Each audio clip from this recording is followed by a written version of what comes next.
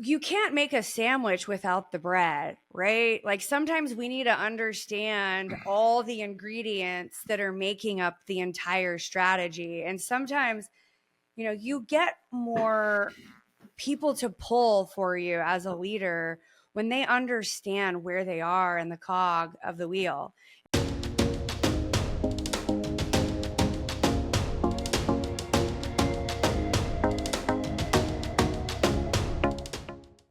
Welcome to the Leader's Mindset, where we bring you conversations with leaders who are making an impact in business and our communities. Today, we're talking to Melissa Aarskaug. She's the Vice President of Gaming Laboratories International and host of the Executive Connect podcast. Thanks for joining us today, Melissa. Thank you so much for inviting me, Jason. I'm excited to be here. So I want to start with, because you're a fellow podcaster, tell us about your podcast, how you got started. What kind of stories are you telling on your podcast? Yeah, absolutely. Thank you for that. The podcast actually, interestingly enough, started as kind of just a discussion about friends of mine, and they were experts in their field. They knew different things about leadership and technology and AI. Some of them were ex-hostage negotiators. Some worked in the military, for the Army, and across various different businesses. And so we just started recording, and the goal is to leave different tools, tips, and tricks for people to advance their careers and take them along their journey in their life, wherever it may take them. Yeah, I love every bit of that. It's kind of the same thing we're trying to do here. So I think we're gonna have a great conversation. We talked about your title and your role before, but tell us what that really means. I believe your division is called Bulletproof, right? Yeah, so I've been at the organization, this year will be 14 years. I've sat on pretty much all of our divisions within the company, from state governments to tribes to lotteries to gaming suppliers, sports betting, iGaming. And now for the last 7 years, I've had the privilege to sit on our technology arm called Bulletproof. And there I work in technology, cybersecurity, managed services, specifically in regulated markets. So I am laser focused on the gaming industry in areas that may be struggling to protect their environments from a potential hacker. Okay, so you're mainly focused. You're focused on technology for protection of the assets, not necessarily new technology for games and gaming themselves. Exactly. So the individual suppliers would create the technology. We support them in services and technology products. So what specifically do you do in your role to bring that kind of protection to your clients and the people you provide services for? Yeah, absolutely. I look at my role more as a trusted advisor. So I'm meeting with the clients to better understand what's keeping them up at night, what kind of challenges they have from that perspective.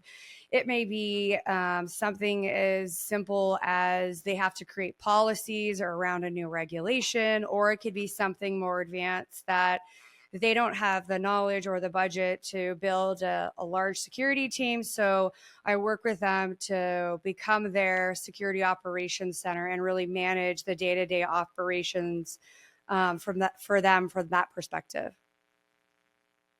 Now, one of my favorite things about doing this podcast is that we always get to learn how people take a non-traditional path to the success they've had today. So tell us about your path to becoming a vice president. Yeah, absolutely. I got my career started in the banking industry, moved through civil engineering. I was actually working as a civil engineer. And I had gone on and applied for a job, and it wasn't the one I actually anticipated on applying for, funny enough, Jason. And I went in for the industry, and at the time I had no experience in the casino gaming industry outside of the fact that I lived in Las Vegas. And I didn't know anybody or anything about the role, but I thought it sounded really interesting. So I went in for an interview for the position. Yeah. So what is what is different? You started way back as an engineer, like I did in my Air Force days. What what is different? What is challenging about leading a global team with people all over the world? And how did you adjust as you moved into this position you're in now? Yeah, that's a really great question. I think I had the privilege of working with different teams in Europe, in the Middle East, and gaming is all over the world. So we work in all different time zones with all different languages and all different cultures. The benefit of that is just that no days are the same. We're working. There's been times I've been up at 3 in the morning to take a call, and there's been times I've been up till 11 at night taking calls for our clients. And how I do that back in those days is I would split my day. I'd be up very early and up very late, and kind of the center of my day was really split, right? So most people wake up, they get their kids to school, they have their breakfast and kind of start their day. I was really hitting the day running, and kind of everything with my family was centered in the middle of the day versus at the beginning or the end of the day. So I'd put my kids to bed and then I'd get back online. So the thing I loved about that experience is until you really travel to different parts of the world, Jason, you don't really understand what it's like to work with other cultures. There's different ways we approach things in the United States that other countries do not appreciate about us. And I've got to see their different lens of how things are done. Like one of the most interesting experiences of mine was with a client that told me the first way he talks to customers is over a beer at the local pub. And so they didn't like to talk business until they had a chance to get to know the people they're working with over a beer. So I appreciated that because it really gave me the opportunity to get to know the client more. And in America, a lot of times we just get right to it, right? We're just so used to everybody wanting everything yesterday that we just kind of jump in naturally because that's what we're conditioned to do. But in other countries like Europe and Spain, they do things very differently. Like I appreciated some clients took naps in the middle of the day. I've never had a nap during the workday, but it sounds like a great way to work. So I learned that through working with our Spain team and clients in Spain. And I really loved that about getting a full perspective. We can't see and really understand people until we get into their culture and what really drives them and motivates them and challenges them and their day to day. Yeah, I experienced the same thing when I was over in Iraq. I was deployed to Iraq, and my job was to manage the F-16 program for the fighter jets that we were selling the Iraqi government, the Iraqi Air Force back then. That was 13 years ago now that I was doing that. Hard to believe. But they tell you like the culture is different, and even within the Middle East, there are different cultures. But we're so used to separating work time and personal time in the United States. We're used to separating work relationships and personal relationships in the United States. And it just doesn't work that way there. And they tell you that's not how it works, but I don't think you really believe it until you experience it. Until I remember I I was asked by the Minister of Communication. There was a project they were working on. They wanted to see if they could tie it to what we were working on with F-16, and there was a lot of room to do that. But we had probably 4 meetings where they kept asking me to come by and sit down with the Minister of Communication, and all we would talk about is family and life, and they would never come out and ask for the thing. And it was the 5th or 6th meeting before he was ready. He felt comfortable, ready to get down to work. Yeah, I think that's so spot on. I love that you brought that up. I think I've had clients say, "Oh, you're going this way, or you're flying through here. Go to my sister's place and here, or go to her restaurant, or try this place." And I showed up to these places, and I was treated like they were family. I was their family. Oh wait, there's no money. You don't have to pay for this. Stay here. And so I love that you mentioned that because I really, really enjoyed my time working in Europe with for that exact reason. Yeah, and you mentioned naps in the middle of the day. Iraq was a place where I actually got to take naps in the middle of the day because we were working with the Iraqis, and we were also working with American contractors and American diplomats and government agencies back in the States as well. We would start our day very early, just as the sun was coming up on Iraq time. But we would also need to be able to coordinate and work with the government agencies, the contractors, and everybody back at home in the evening our time. So it made a lot of sense after lunch to kind of take a break for a few hours, go to the gym, relax for a bit, and then come back into the office, come back in to do some more work from about 5 p.m. until about 10 or 11 p.m. at night, so we could connect with our American counterparts as well. And I think one of the other things I loved about that is I was so out of my element. I was like a fish out of water. Like I remember when I tried to like live the way, I didn't even know, like my body's like, wait, you want to relax right now? Like you're supposed to be doing something, you're supposed to be being productive. So it took me a little bit to figure out how to make that work. And it's sometimes I would juggle and do calls on the way to the gym and juggle the other direction, putting kids to bed. But I really loved that lesson that I learned. It's something that I really appreciate. And it's still, actually carries with me today. And it's the same working with tribal gaming, working with the tribes in the casino gaming industry. I have great relationships with leaders in that community who have really made me become a better leader and a better person by their coaching and things that they've shared with me along my journey. So besides the cultural, was there something else you were unprepared for or that surprised you as you took over leading a global team? Yeah, I think it was how everybody learns and how everybody works together. Working on teams is very different than working in an office. There's a certain measure of collaboration that comes naturally when you guys are all in the same office. Working on remotely, you really have to lean into team huddles, regular get-togethers, meeting people more on a personal level. How's your family? How's your kids? And really being mindful that you're not jumping right into work all the time. Because when you work in an office, the water cooler discussions, the coffee discussions, they come naturally. It just comes with, walking to the restroom or getting a cup of coffee. When you're not in that situation, you have to be really mindful to make that part of your regular day to day, and not from a transactional perspective, really being thoughtful and mindful and compassionate about those conversations. Yeah, it's amazing how with the challenge of remote work, we need to be more structured about things we're not structured about, and vice versa. We need to be a little less structured about things we're very structured about. We're still having a hard time breaking the mentality of work time versus personal time, and getting to, well, there's 24 hours in the day, and we do certain things at certain times, and some of them require structure and some don't.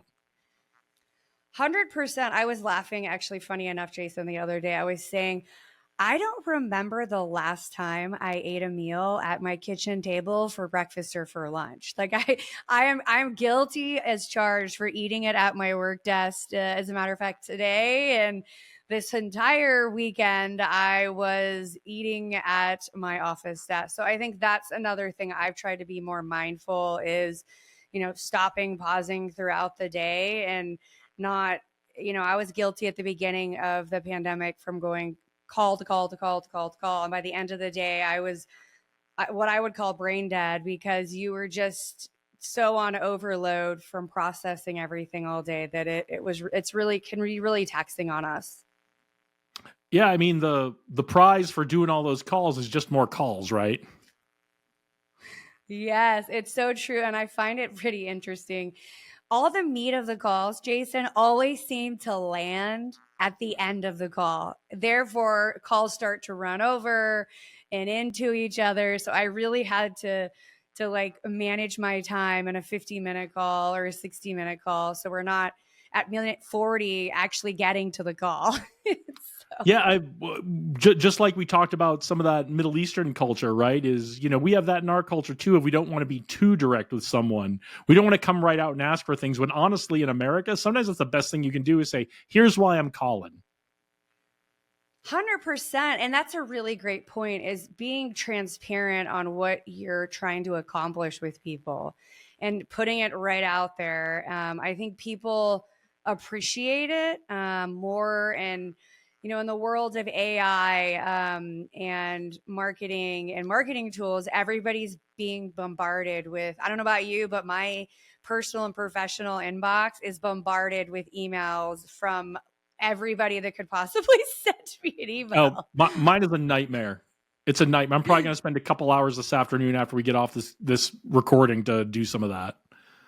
And I love how we all just magically appear on everybody's, you know, spam emails all the time, no matter what it is, restaurants, retail, business related. It's really crazy right now. It sure is. So who are some of the mentors you've had along the way, and what are the key lessons you got from them? Oh, that's a good question. For sure, my parents. My parents are exact opposite ends of the spectrum, which I loved. I have equal parts grace and grit. And those came, my father, who served in the Navy, he taught me a lot of those, being dependable with your word, never quitting, never giving up, being honest always. He had a lot of really good lessons as a child.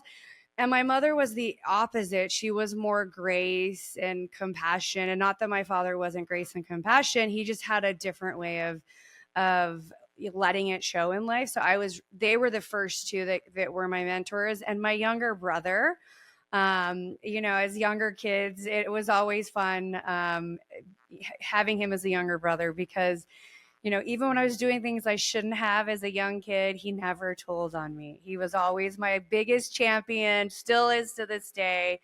Always calling me out when there's foul or misunderstanding. And then I've been, people I babysat with, Jason. I had some mentors that I babysat their children by accident, and they became such big advocates for me on why I got an engineering degree, how I ended up in banking, how I manage money.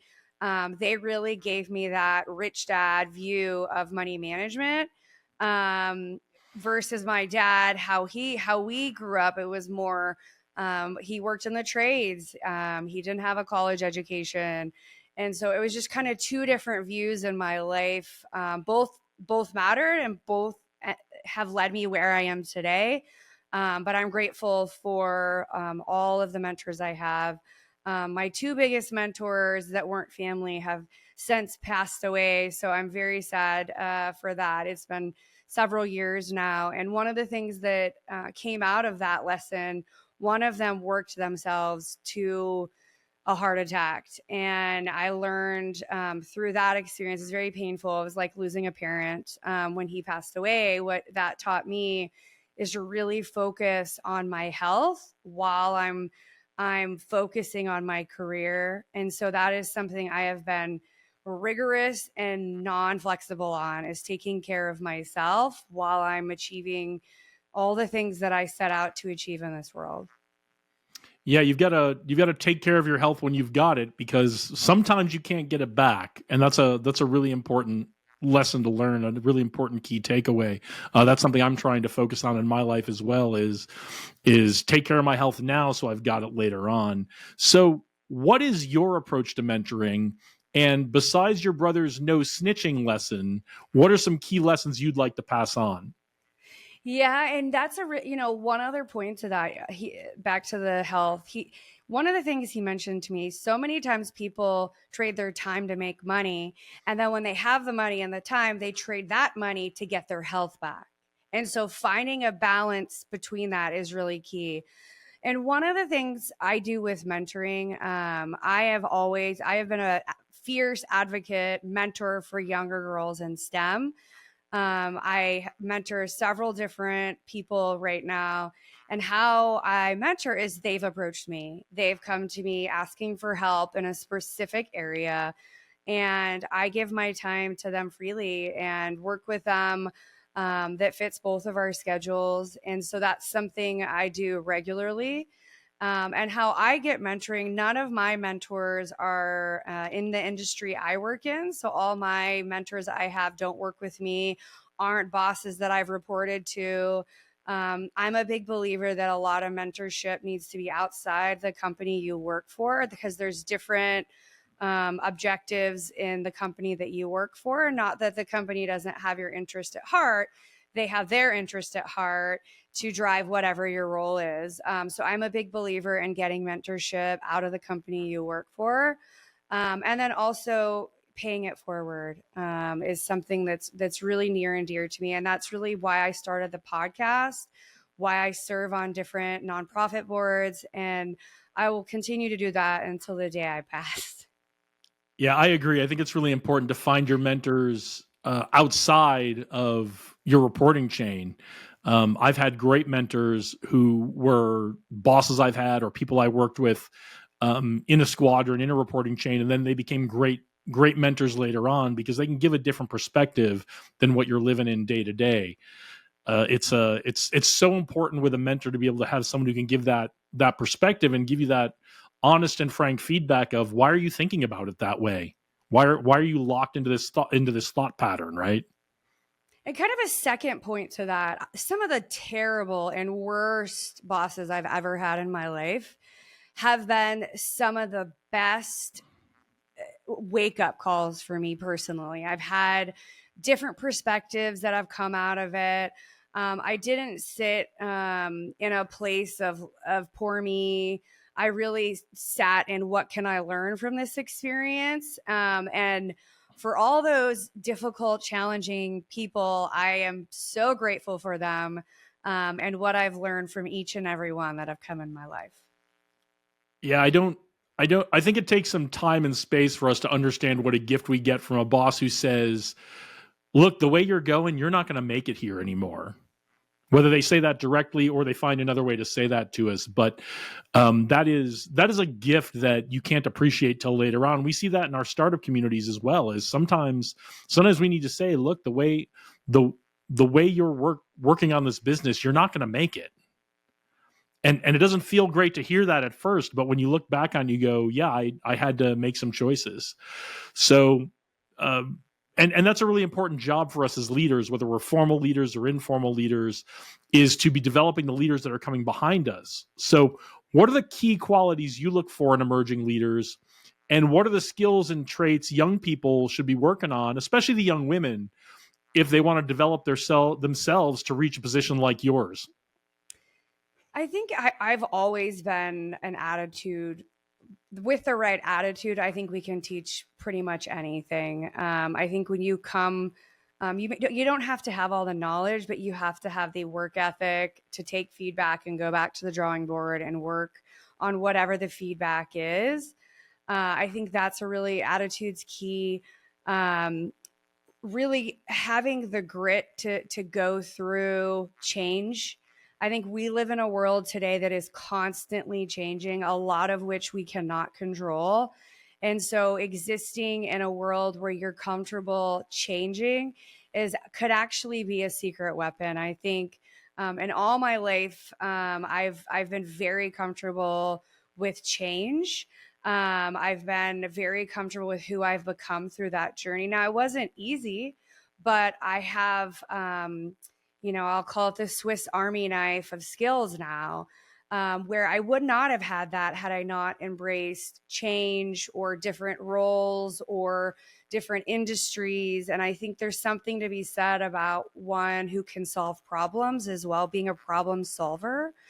And when you're showing up to your jobs, what are you providing versus what are you getting, right? So instead of showing up transactionally, your employer is hiring you to do a job to solve a problem. They may not give you all the training and all the tools and all the hand holding that you need, maybe not because they don't want to, maybe because they just can't. So you need to have that attitude to go solve the problem and figure it out and bring the solutions, versus being the kind of whiner, moaner, complainer, blamer on why things aren't the way they need to be. Because really, no job is perfect. I don't know anybody that has the perfect job and the perfect role with the perfect pay and the perfect everything. Every job has different, strengths and different weaknesses with it. And really, what I look for in mentoring is somebody that's hungry to be better. And in showing up to this podcast today, I hope I help your listeners and I motivate them to do just one thing, to take one action or to do something they otherwise wouldn't have done. And that's what I hope to leave all people with that I engage with, whether it's work-wise or the communities I build in Texas or around the world. I think that's the one thing that I hope to leave, is to motivate people to do one thing. Well, that's what we're hoping for today, is that people will take at least one thing you've said today and they'll go put it into action as soon as they finish watching this or listening to this, however they're receiving this podcast. It's so important when we are employees and when we're emerging leaders.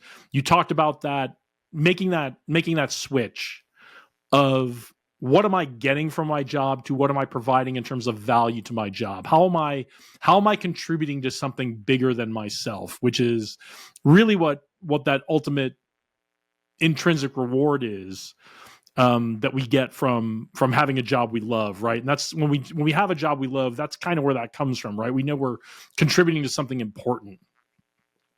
But that comes with a little kind of understanding the big picture. How do you know if someone on your team is really getting the big picture? And how do you develop strategic thinking on your team? Because it doesn't happen on its own.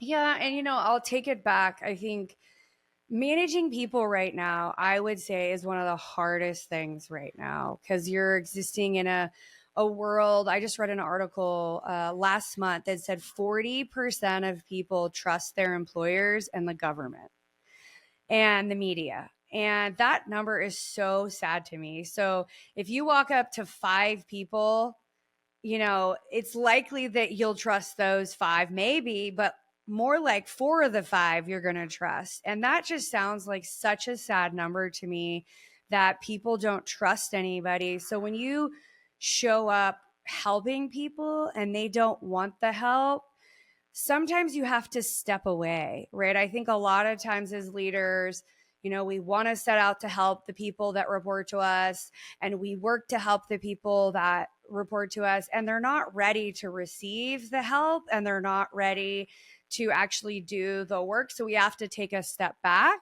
and understand kind of their lens and the way they see things, and, really what can we do to support them. And leaders these days, their job, I'll call it the yellow brick road, is to keep that yellow brick road clear so they can do their jobs and they feel seen and they feel heard. If we show up with that attitude, we're able to get more people to do things, versus these are the 10 things you got to do. Why didn't you do them? Like they're due yesterday. So I think when you show up with that kind of collaborative mentality, it's key. And at some point, sometimes people just don't want to collaborate for whatever reason. And we have to step back and let them, do the things the way they want to do the things. Yeah. If you think you don't like being told by your boss or being asked by your boss why you didn't do the things you were supposed to do yesterday, your boss likes asking you that even less. 100%. There is nothing I dislike than, telling people to, finish their time cards and to do their expenses. Like these are just things that we don't like to do either, but it's part of our job to make sure it's done for the overall arching business. So I would agree.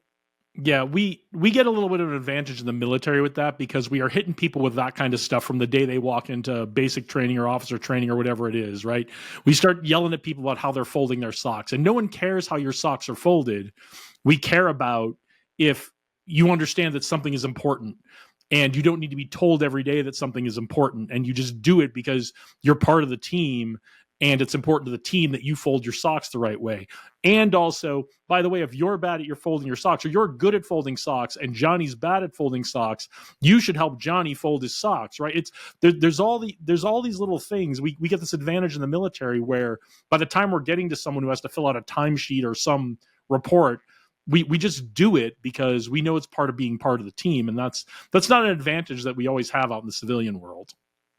I will tell you, as a daughter of somebody that is on that same wavelength, what I appreciated about making my bed every day when I don't know how many times I try to argue with my dad that I'm just going to take it down later in the day. It was the discipline that he was teaching me that I didn't know when I was so young. I was very young when he started teaching me some of those things like folding your socks and making your bed. But that discipline, Jason, has stayed with me. I am the most disciplined person on achieving things and setting goals and focus. But it was my father and the system that you were just mentioning that taught me how to be fearless with discipline.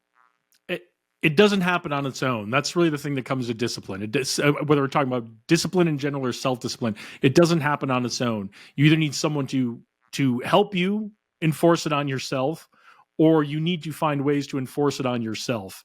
But you need the practice. You need the skill that comes along with saying you're going to do something and then following through on that and getting the good feeling of, oh yeah, that feels pretty good when I follow through on the things I say I'm going to do. And it's I think folks think that someday the discipline will just come when they're doing something that they love, and it doesn't work that way.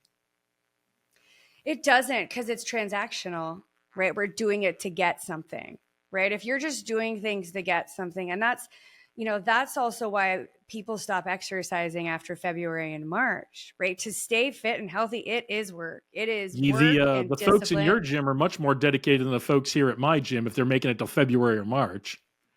Okay, I love it. Yeah, well, it's our high gym prices here in Austin, Texas. Maybe that could be the catalyst. That's true. Gyms are a dime a dozen in Las Vegas because everybody is working out all the time. But so yeah, it doesn't cost much to join a gym here. Yeah. So when we talked last week, you talked about the need for clarity in business and in life. What do you do to find clarity, and what can the rest of us learn from you? Yeah, I love that word clarity because all of us are marching to different orders that we understand from our perspective. And those could be orders from our managers, our business leaders, and everybody has different interpretations of whatever the ask is. And so clarity has been something that I've been very big on in understanding, being very clear and repeating things. So let's say I'm given an instruction to do a thing. Once I hear how the instruction and how the order should be carried out, making sure I'm clear of the timeline, the reasoning behind it, how it's done, the who, what, where, when, why of what is being done. And it makes people understand the mission of what they're pulling towards, right? I think we all can get behind a mission. And if it's just an instruction that absolutely makes no sense, people, are pretty lax with getting things done that they don't understand. And so clarity is really clarity in my relationships, who's bringing what to the potluck. So all of us aren't bringing the exact same thing. Clarity in my job and clarity in what expectations are for the boards I sit on. I think when there's clarity, it's kind. Clarity equals kindness. I love the potluck dinner analogy for why we need to be clear about what we're doing and why we're doing it, because nobody wants to go to a potluck that has all green bean casserole, right? Maybe if you had all macaroni and cheese, if that's how it turned out, everyone would be okay. But we want to understand what we're really trying to do with a potluck dinner, right? We want to understand why we're having a potluck dinner, what we're trying to do, so that people can just choose what they're going to bring, and we don't have to tell everybody, but not green bean casserole. Yeah, and I think that's the point of that analogy is you can't make a sandwich without the bread, right? Like sometimes we need to understand all the ingredients that are making up the entire strategy. And sometimes, you get more people to pull for you as a leader when they understand where they are in the cog of the wheel. If we don't understand what we're supposed to be doing and what our role is in the cog, I believe personally it's costly to companies. I think they pay in salaries, they pay in wasted time, they pay in health expenses because people get really stressed and emotional, which leads, it's just kind of a downward spiral. And so when we're not clear, it's not really kind. Yeah, and understanding where you fit into the big picture is the beginning of understanding strategic thinking, right? Just start with that. How does what I do fit into the big picture? Don't worry about the big picture strategy yet, but if you can take that first step, now you're on the journey to thinking strategically. 100%. 100%.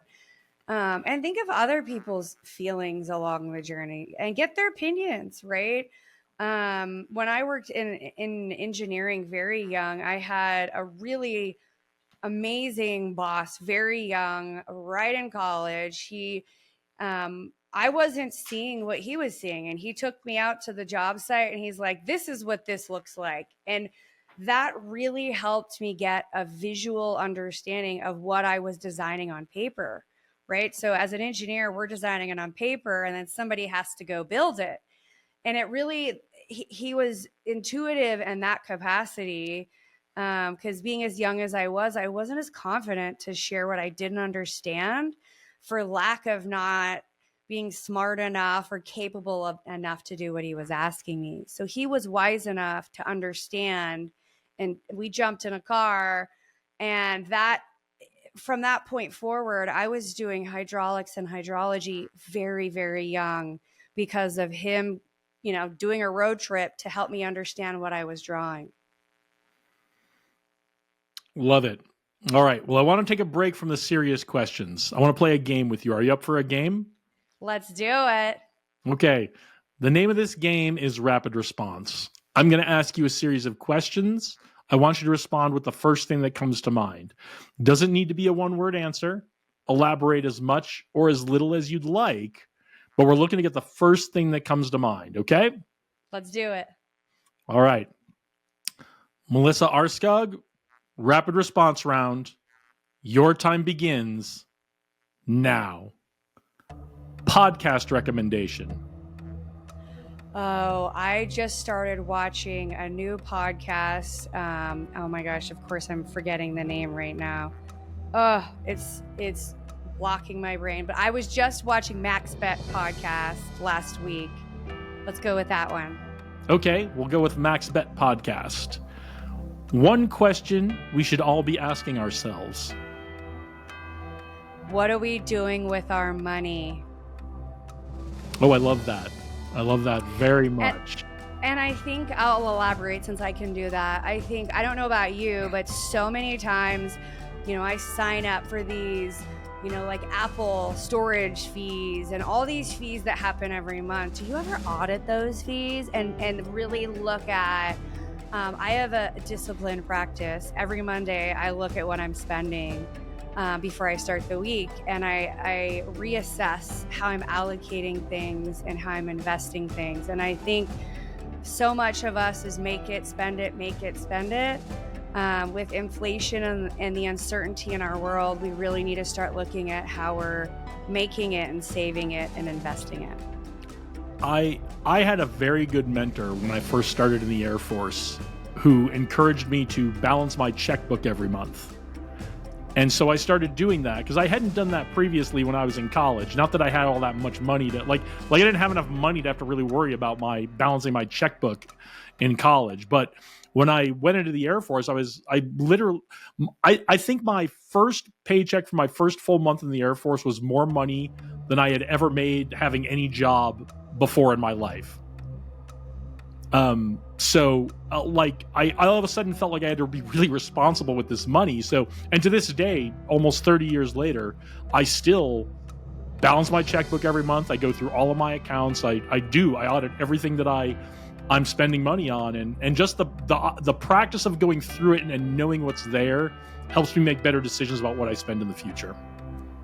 100%. And let's be serious, merchants make mistakes. Like, I don't know how many times you've been out and you get somebody else's bill at a restaurant. Would you even know? Like, if your bill was $40 and they charged you $120, would you know? Sometimes if it's $40 and they charge you $50, you'd be like, yeah, that sounds about right. So auditing it, you'd realize, wait, $120? Or somebody charged me twice. That was an accident. I would, because one, I'm an engineer, and so numbers and data are very important to me. Probably too much so in some cases, but also one of the things they also told us to watch out for when you're in the military is, like, when you go on travel, temporary duty, that kind of stuff. Back in the old days, you used like that to fill out a paper voucher and put it in one of those Holy Joe envelopes and send it to finance. And sometimes, like, I was probably in the Air Force almost 10 years before it was a fully electronic process to get paid for travel. And so what would happen sometimes is they'd grab all these envelopes and they would, do the processing, and they'd pay you. And then maybe the envelopes would get put to the side, and then someone else would grab them and process them all again and pay them again. And so you always had to be on the lookout for if you got paid twice for something. Because back then what the military did, what the government did, is if you got paid twice for something and they caught it before you did, they just took that money out of your next paycheck. And I knew people who got 0 paychecks some pay periods because of an error like that. And now they don't do that anymore. There's a better system because it's all electronic now, but it's all these little lessons that you get ingrained in you when you're in the military of, you have to watch this, you have to watch that. So whenever a check comes, I look at it. Good for you. You are the rare one. Well, I'm just damaged that way, so. You're damaged well. You're damaged well. Who is someone we should all be paying attention to? Oh gosh, there's so many I'm paying attention to right now. I know I talk about him a lot, and he's not with us anymore, but I love Jim Rohn's like simple books on life, on seasons. If you go to YouTube, he has some like videos from I don't even know, they got to be the 90s, but he's fabulous. I've taken a lot of how he shares on managing money in your life. Yeah, he's got some really great stuff. Still good today. Don't answer this one right away. What is either your go-to song to get pumped up or your walk-on music? Oh, that's great. Walk-on music. It's probably something from the 90s, definitely. I've been listening to Baby Shark with my 3-year-old a lot lately. So, Baby Shark or Thunderstruck, definitely. Or my track song was Rocky, the Rocky song from the Rocky movie. That was my running song. All right, so aspiring DJs, your job is to remix Baby Shark with Thunderstruck, which I think would actually be really great. That might be a club hit if someone did that. But also try to work in like the trumpets from the Rocky music. So 100%. I love the 90s. The biggest influence in your life? My dad. Yeah, it sounded like he had a lot of good lessons to share with you. And to be clear, my dad and I did not see eye to eye for pretty much the entire time I lived in their house. But what I didn't realize is, until I moved out of the house, all his crazy-isms that he had were so important for my life, and they really put me ahead in all parts of my life. And I didn't realize it until I got much older. I think we all go through that lesson at some point. I hope. I think parenting is the toughest job out there. A book everyone should read. Oh, I hope my new book that I'm writing. Maybe that's my answer. I've been compiling. I shouldn't say I've been compiling for like 20 years. I've been writing stories about what's happened to me in my life and what was the meaning behind it. And I'm now getting those on with the wonderful AI tools we have now. I can upload all my written notes into an easy readable document. So I'm taking everything I've written on paper and putting it into a document. It's pretty awesome. Yeah, aren't the robots great? Oh, they're amazing. I'll tell you, me typing books and books that I wrote, in early 2000 and putting it, that would have taken me years to type it up versus, a couple of days. Yeah, it's fantastic. The amount of information just about ourselves that we can dump into an AI and have it come up with something at least 80% of the way there coherent that we can just edit it's fantastic. Yes.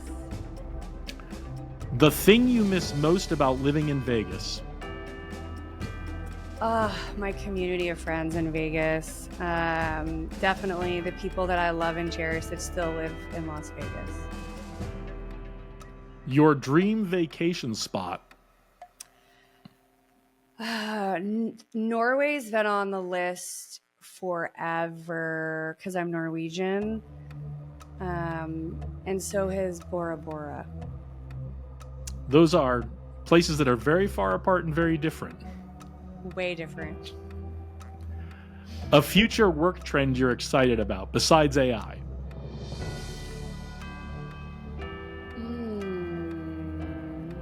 Besides AI, that's a good question. I think transparency more in costs of things these days. I know there's a lot of tools out there that share, salaries and what products cost that are full transparency so people can make business decisions based on the actual price of what things cost versus the inflated cost of things. Yeah, I think that's definitely a trend that's coming, and I think whoever gets out ahead of that first is going to have a big advantage. Absolutely. That's what people are dying for right now, so. And I think back to who started to do it. Remember back in the day, CarMax, when CarMax first came out and they were like completely transparent on the cost of the car, the cost of the commission, everything was transparent. People started buying from CarMax like crazy. I remember them being sold out of cars when I was in Vegas because people were just buying all their cars out because they were, they weren't like terribly less than the dealerships. They were just transparent and people liked that. Yeah, you knew what you were in for, and I think that's comforting to people. Yeah. All right, last one. Your favorite sports team or player? Oh, I'm such a front runner. Let's just call it what it is. Growing up in Vegas, I always vote for what everybody else is voting for. I'm for a good game, and I'm for the fun of coming together for the Super Bowl versus rooting for a team. Although I will say my husband is a UT graduate from University of Texas, Austin, so I happen to have hundreds of burnt orange t-shirts and jerseys and memorabilia. I would expect nothing less. Yeah. All right. Well, thanks for playing our game. It's always fun to get to know you in a little bit different way than our other questions are gonna tell us about. So as we get back to it, if you have been watching or listening to this podcast for a while, you know that I am fascinated with mergers and acquisitions. So tell us about your experience with M&As and what critical lessons you learned from going through them. Oh, that's so great. I've been through, at the company I work for now, a lot of them. The one thing I love about M&A is you get more people that know more about other things that you may not. So I like the journey of having more products and more clients that we weren't working with before. And the lesson I've learned is back to the clarity. Get clarity. I think there's a lot of M&A going on in the industry I work in, and so there's a lot of fear around, being acquired by another company. Um, and I look at that like opportunity for you. And you kind of touched on a little bit with entrepreneurship. If you're one of those people that have been let go from an M&A transaction, I would look at it like an opportunity. Now you can recreate, reinvent what's your next thing. And if you're staying at the company, get clarity, meet other people that work at the company that's acquiring you or that you're acquiring, understand how their experiences have been, and really start building relationships around you and next door to you. Yeah, I think it's a great way to start conditioning ourselves to deal with risk and uncertainty, because a lot of people in America, we get conditioned to catastrophize instead of really embracing and managing risk. So, how can we as leaders build future leaders who approach risk in a healthy way? I look at things that happen that I would say, I've made dumb mistakes in investments. I've made different mistakes with my career. I look at all of these, you know, opportunities for me to get better. Whether it's, being let go from a job, you can reinvent yourself, or making a mistake on, buying an investment. I look at all the challenging things as opportunity for growth versus things that are happening at me. I look at it that they're happening for me. And although at the time they may not feel great, and I've lost my own share of money along the way, um, on the other end, we become better people, and we become that Swiss Army knife that I was talking about when we have all these experiences. So I like to learn from all the things that happened to me, and if I've had a couple and several when I was younger that kept showing up in my life. And until I started listening to them and learning from them, they stopped showing up. Yeah, I find especially young folks tend to build these stories in their heads, right? It's unfair. It happened to me. Um, you know, whatever the story they build in their head is, instead of looking at it as an opportunity. Yeah, and I think, and that's not to say that things don't happen to people. It's not to say that you may have been wronged or, bamboozled, you bought a vehicle that wasn't what they said it was, or whatever the situation. I think things are going to happen to all of us. Um, I think learning from those things, if it's career related, speak your mind to the people that matter, and they have the option to meet you where you are or not. And then you have the option to respond to their action. So you put your need forward. I feel that I've been wronged, and they respond back, and you get to decide, are you staying at that company? Are you leaving that company? It's really up to you to make the next decision. Absolutely. You mentioned earlier about some of the things you do outside of your job, outside of your role in your job to help build emerging leaders. Tell us what you're doing with some of those groups you work with, especially global gaming women. Yeah, absolutely. GGW was one of those organizations. Originally, I wasn't super keen on being part of, for different reasons, and then I kept having people say, Melissa, you need to go look at GGW. It's similar to some of the other women organizations you're part of. And so, me being me, I jumped in, I dove in, I went to all the events, I've done trainings, I've led lead in circles. I now I co-chair a board within GGW, with a fantastic leader in the casino gaming industry. We're both do it personalities. So we get in, we want to, make it better, do better for global gaming women. I also lead the Game Changers series allyship education track, which is something I'm very, very passionate about, allyship and mentorship. So it's a load of fun for me. I think it's more fun for me serving in this capacity than I can even share. It really fills my soul. So I get to do that. And then something else I'm very passionate about is 40 under 40. And I'll tell you a little secret. Years ago, when I was in my 20s, had the opportunity to get an award in my industry that I didn't accept. Really for fear of judgment back then. I didn't want the boys to not like me because I worked in engineering. So I didn't accept it. And then I was given the word 40 under 40 in the gaming industry.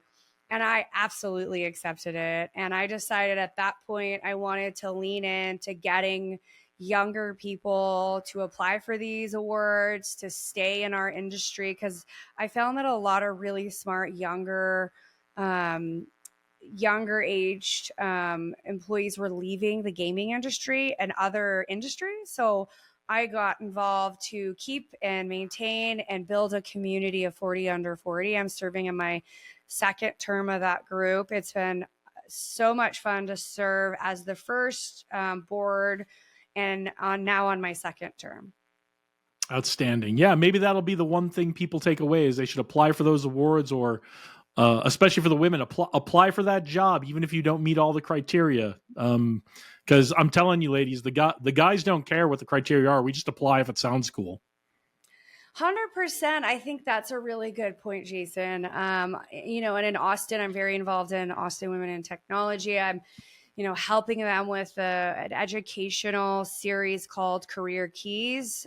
So women in Austin can apply for one of these keys and learn about different parts of their career, like getting clear on what you want and what you're asking for. And I think that's the real key. And one of the things that I believe in is my gifts are mine to make better. And then once I kind of hone them, they're my gifts to give away and share with the world. And so that's kind of where I am in my life, is really, paying it forward and giving and mentoring others and sharing and building them up. Such a great way of giving back. You talked earlier about you like to ask people the question, what's keeping you up at night? So what's keeping you up at night? What's the big challenge you're facing right now, and how are you tackling it? Tempering my ambitions with being a mother. That's one of the hardest things for me. I'm a very motivated, driven woman, and I love what I do. I love working with my clients. In equal parts, I love my family and I do all the things for them. So it's really, looking at the goals I have and figuring out how I'm going to best maximize my time to achieve the ones I want to achieve. Well, we know you need to maximize your time because you have some big stuff coming up in 2025, especially a book coming out. So tell us a little bit about the book. What can we expect to find in the book? Yeah, it's interesting. I've been talking about a book for, I don't know, when I was working as an engineer, just really sharing stories that had happened to me and things I learned along the way that I wish somebody had told me. I had to pay kind of the dumb tax on it. Like I had to make the mistake and make it again, pay the tax, set myself back financially. And so I wanted to, what I had been showing up for me, Jason, was so many of the younger girls I were mentoring were asking me for like the secret formula for success. Like, what's that formula? How do you get here?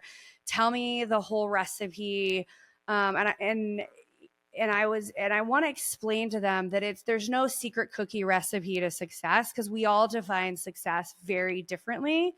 Success to me is very different than success to my husband and my brother and all my friends. And so the book really takes and talks about things that happened to me and the lessons that you can take from it, and to kind of walk through some of the mistakes you've had or what you would call mistakes and how to reposition them in your life to really make them rockets. So instead of making them weights, making them rockets in your life. So, I'll give you a little, one of the stories for me, if you know me, I used to be an all in softball player until I was cut from the team. But then I was cut from the team, and then I ran in the Junior Olympics, and I had all these wonderful things that happened to me in track and field, college scholarships. But had I not gone out to run track, I would have never known what I was capable of. And like you were saying, apply for the job, because the right ones, like I would say the job I sit in now, originally years ago, I was not qualified outside of the fact that I had a college degree and I was willing to travel, because at the time I had, no children. And so I wasn't really qualified, but I had, it accidentally happened for me. So you never know what turns into an accident could be, a 13-year career trajectory. Yeah, and I love what you're talking about, the dumb tax, and the unexpected things and the mistakes and the disappointments. I listen to a podcast here, and that host always talks about, these disappointments are going to happen, these mistakes are going to happen. You swipe your card, and you charge it to the game, right? And that's what you have to do to move on, right? And I think is what sets all of us back from our goals and what we want. I mean, it's hard to get up and go to the gym every day. Like, I'm tired. I want to sleep in, but I know what's on the other side of that, right? When I'm healthy and fit and the right weight, I have more energy to do the things I want to do. I have a clearer mind. And so I think when you look at life risk reward, what are you going to give up to get what you want? And what kind of things you have to put in, and then putting the discipline around it. Like for me, I focus on my job and my weekends. I'm focusing on my podcast and my books. And, I'm waking up earlier than my kids are on a Saturday when everybody else is sleeping in. I'm up at 5, writing a book and organizing stuff for, my passion projects. And so I think it really just takes the risk reward. I think we all want to look at the people that are idols of ours and think, oh, well, they're just so much smarter, or they're just so much richer, or they have better tools, but they're showing up and doing the work and getting back up on that horse when they fail. And they just keep doing it over and over and over and over until something clicks. That's the important thing, right? Get up at least as many times as you get knocked down. 100%. Well, this has been great. I think that's a perfect place to wrap it up. Where can everyone find you so they can thank you for joining us today and find out where they can get the book when it comes out? Absolutely. LinkedIn. I'm a big LinkedIn. I post almost every day now. That's what I do on the weekends, is write the following week's post. So LinkedIn, Melissa Aarskaug, the Executive Connect podcast. You could find us there. We're also on YouTube, Executive Connect podcast, if you'd like to be a guest, or if there's something you'd like to hear, we'd love to hear from you. And don't worry about trying to spell Aarskaug. We'll have that all in the show notes and the episode description for you. I will make sure I get it right so you can find Melissa very easily. I want to thank you all for watching or listening, depending on how you get this podcast. If you found this conversation valuable, go ahead and share it with someone who can use it. Leave a comment, and don't forget to subscribe. If you're on a podcast platform and you can give us a review, please give us a 5-star review. It really helps us build our audience and get great conversations like the one we had with Melissa today out to more people. So we've got a lot more amazing leaders coming your way in the future on these interviews. So go out there, do great things today, onward and upward.